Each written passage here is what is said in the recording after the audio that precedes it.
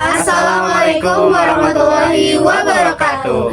Kami dari kelompok 12 yang beranggotakan 6 orang, yaitu saya Raida Hidayah NIM 31, saya Nurala Sari Andani NIM 32, saya Nur Aziza dengan NIM akhir 33, saya Adi Sabiri dengan NIM 34, saya Syifa Hidayah dengan NIM 35, saya Restiati Andriani dengan NIM 36. Jadi hari ini kami berada di wisata padi Betapus. Tapi apa? Tapi berputar-putar, aku bingung sendiri melihatmu. Padi adalah sumber kehidupan bagi jutaan orang di Indonesia. Namun, pertanian yang tidak berkelanjutan bisa mengancam masa depan pangan kita. Penggunaan bahan kimia berlebihan, eksploitasi air, dan perubahan iklim menjadi tantangan besar bagi petani. Lalu, bagaimana cara kita menjaga keseimbangan antara hasil panen yang melimpah dan kelestarian lingkungan? Dalam video ini, kita akan melihat bagaimana ekonomi berkelanjutan dapat menjadi solusi untuk pertanian padi yang lebih ramah lingkungan, efisien, dan menguntungkan bagi petani serta generasi mendatang. Guys, kalian tahu nggak sih bahwa pertanian itu banyak sekali loh menghadapi tantangan, mulai dari kerusakan lingkungannya sangat besar dan juga biaya produksi yang sangat tinggi. Nah, gimana nih menurut kalian bahwa ekonomi berkelanjutan itu bisa menjadi solusi buat mereka? Yuk. Nah, kita ada 3 orang nih buat bertanya. Silakan. Jadi ekonomi berkelanjutan itu yang paling seimbang Birin. Kalau misalnya pertanian masih terus-terusan pakai pupuk kimia maupun pestisida, tanahnya lama-lama bakal jadi rusak.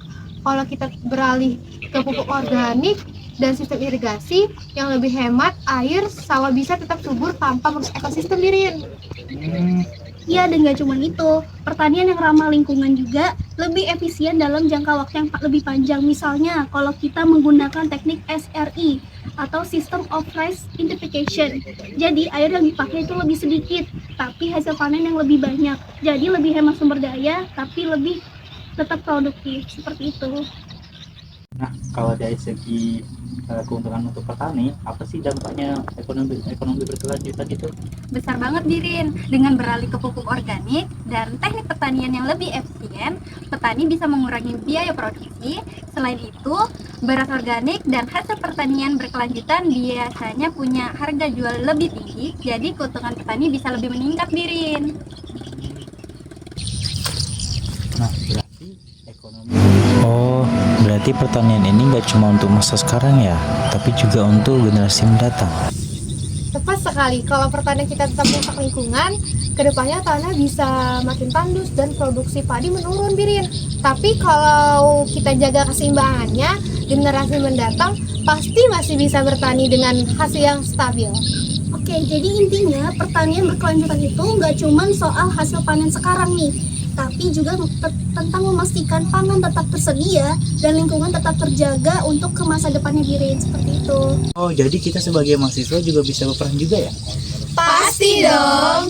Kita bisa bantu lewat edukasi ke petani, penelitian, atau program kerja nyata. Kalau anak muda ikut terlibat, petani berkelanjutan bisa berkembang lebih cepat, Birin. Oh, setuju. Yuk kita mulai dari langkah kecil untuk mendukung pertanian yang lebih berkelanjutan. Ekonomi berkelanjutan bukan hanya tentang menjaga hasil panen hari ini, tetapi juga tentang memastikan masa depan pertanian tetap lestari. Dengan menerapkan metode yang ramah lingkungan, efisien, dan menguntungkan, kita dapat menciptakan pertanian padi yang lebih baik bagi petani dan generasi mendatang.